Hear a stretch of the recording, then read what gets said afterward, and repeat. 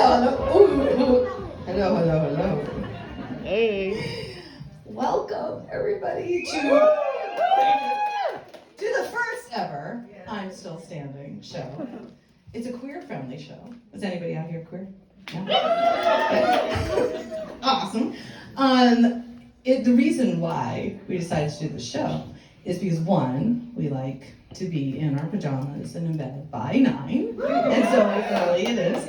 Also, we found, some of us comedians, that the kind of current main comedy culture was feeling a little redundant. There was, it's like, for the most part, a white, cis, hetero male with a beard who's stoned, and he's like laughing about a woman in Lewiston or something. It got really old, and it's really old and boring. And so what we were finding was there were a lot of homophobic and racist jokes, but then they were banning us from talking about like having a period. Yeah, they said we can't talk about our periods. So we're like, maybe we need more intellectual, sophisticated, inclusive comedy in Maine.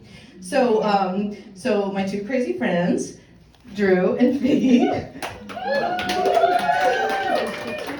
who I just met in my first stand-up comedy class like a week ago, right? We are all new on the scene, and we just said, well, this is a good idea, we should do this. And then a week later, we sold out with 50 tickets, and here you are. But then we thought, like, professional comedians should be here too, for you, for your sake.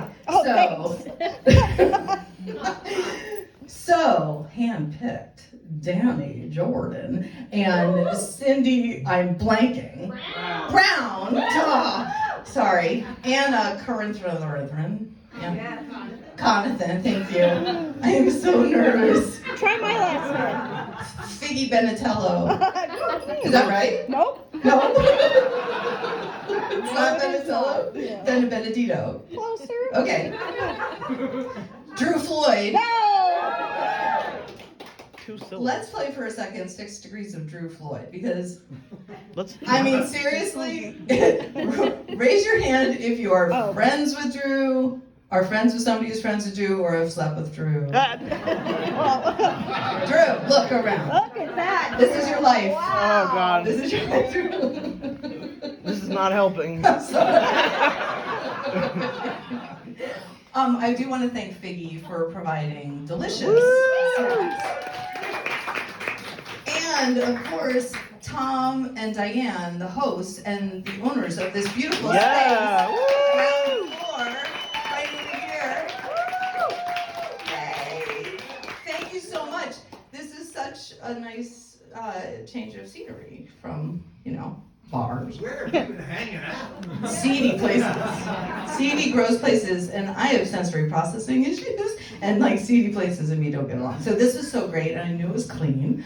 And there's a clean bathroom, and I was like, oh, good. But Not anymore. Diane and Tom said, well, so you're a comedy producer now, and I was like, before I even knew what that was, that's what they called me. So here I am. So this is our first show, and I'm actually really glad I'm here, because I don't know if any of you have had a really hard 2023 thus far, but like 2023, even though we're at 21 days in, it's been a bitch, right? For the last one, I announced that I'm leaving my second husband. My next husband will be a lesbian, just so you know. And I'm shacking up part-time with another divorcing queer woman, because that's what queer people do. So that's fun. And I decided on January 2nd I would get eye surgery, because I don't know if any of you all midlifers out there have droopy lids, like eyelid droopy. So the lids were drooping and it was blocking my vision. It wasn't just so because I needed eyelids, it was like blocking my vision. And so I got this surgery on January 2nd where you have to keep your eyes open, so you're watching them burn your eye and smell your eyelids burning. No. But then I knew that I wouldn't be able to be on screen, and I knew that I wouldn't be able to work or exercise or do anything, so I figured I'd be bored, and I have ADHD, and I don't like being bored. That's very uncomfortable for me. And so I thought, well, rather than being bored, I'll just schedule another surgery. And so 2 days later, I decided I should have breast surgery. So hear me out. 12 years ago, the said husband, soon to be ex, suggested I get implants. And so at the time, I was in the middle of like a shame spiral, patriarchal shit, and I decided in the beginning of January that I would take the 4 pounds of misogyny off my chest. And so I got them removed. Because y'all are looking now. And that's weird.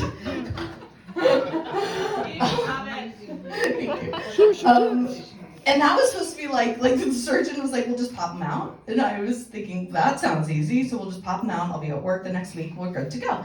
And that's not how life happens. That's just not what the universe brought me. So I woke up from surgery with drains coming out of my nipples, like tubes, and then a sack of like blood and pus. And turns out this implant, not this one, the right one had ruptured, which means there was like gummy bear orange goo from years, like caked in the chest cavity, so they had to scrape it out. Sorry. And so they had to scrape it out. And so I thought I was really uncomfortable, and I had these drains. And so and then there's a tube, and then there's a sack, and then everywhere I went, I had to carry around the sack, and every 2 hours, I'd have to milk.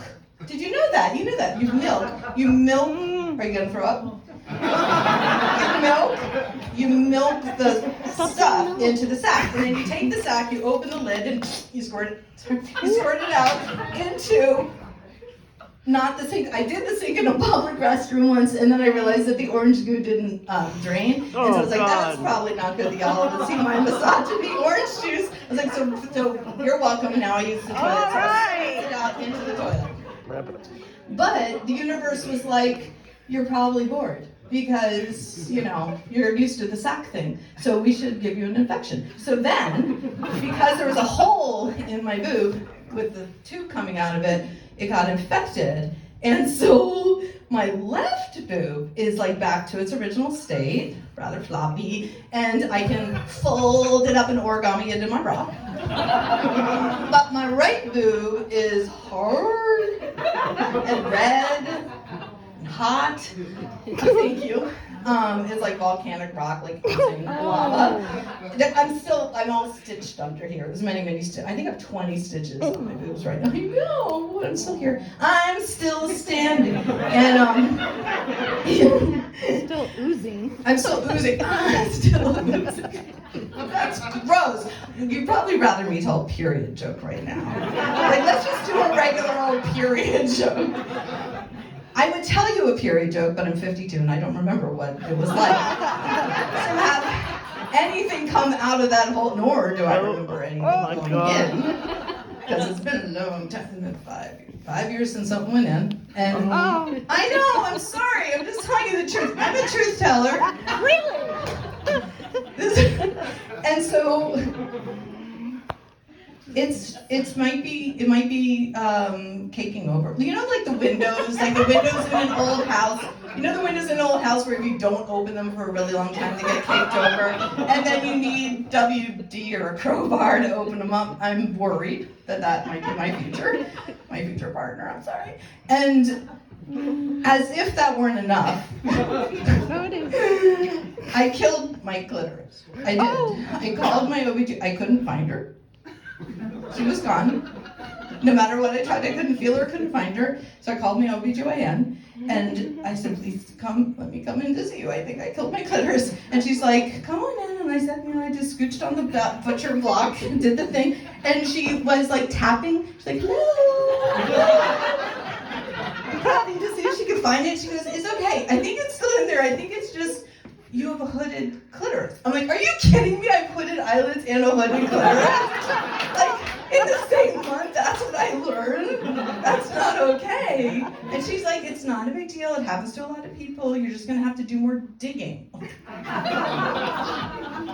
So, like, I'm looking for a partner with WD-40, whatever that's called, and a crowbar, and then, like, a headlamp for splunking. Like, do a splunking for my clitoris and dig in there.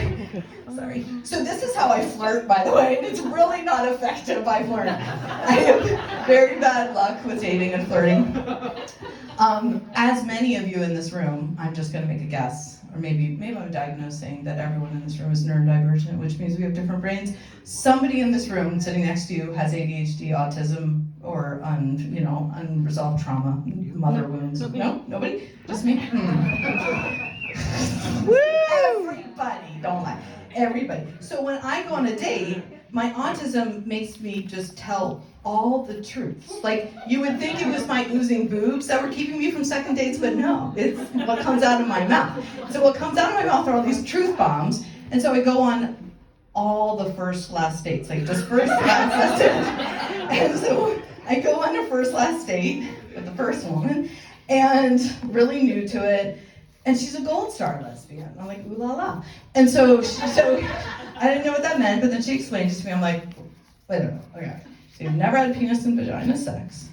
And then she tells me she's never been sexually abused, which was like awesome, shocking, amazing. And then she had never pushed a baby out of her vagina. So I'm like, wait a minute.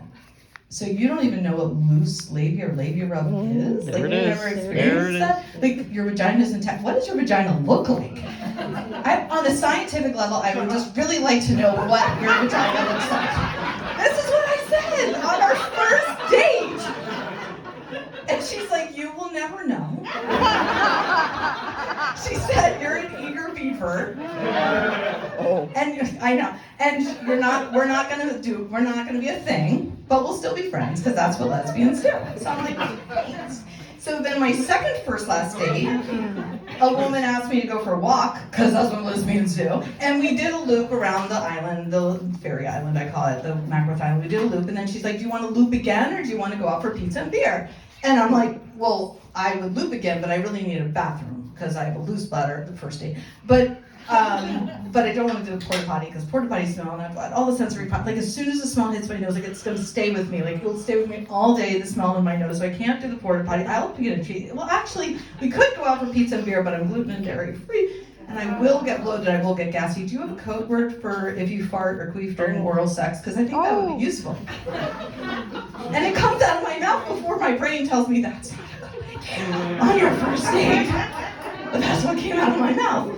So that didn't go anywhere, whatever base that is, whatever base oral sex is, that we did not get to that base, any base, but we're still friends, but that's what That's fine. On my first last date, she wanted to meet with our dogs, because that's what lesbians do. And so we go out with our dogs, and I brought my dogs. I don't not like my dogs. I don't like them when they bark, I don't like them when they poop, and I don't like them when they want to go outside when it's cold out, because I don't want to be cold. So I really like them a lot when they're sleeping. But I brought my dogs, and I kind of masked up, and I pretended to like my dogs. And so we're walking, and about an hour in, I realized we had only talked about dogs. She was telling me about her dog, she was telling me what her dog wears, she was telling me what her dog does, she was telling me what her dog, how she dresses them up, and then she was showing me pictures of her dogs. The dogs we were with.